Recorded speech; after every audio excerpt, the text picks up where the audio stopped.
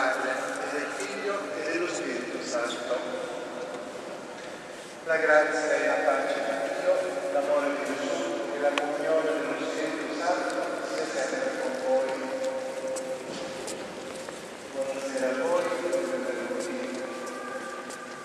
Celebriamo la domenica della Divina Misericordia, tradizionalmente la seconda domenica di Pasqua, domenica dopo Pasqua, è dedicata alla Divina Misericordia. E allora noi ci prepariamo a questa celebrazione, chiedendo al Signore che ci faccia sperimentare la sua misericordia nella nostra vita. Esta es la iglesia de San Ignacio, en particular, porque esta cúpula acá parece más alta si uno anda en un puntito amarillo más adelante del freixón, porque está pintada como si tendría otro nivel de la cúpula.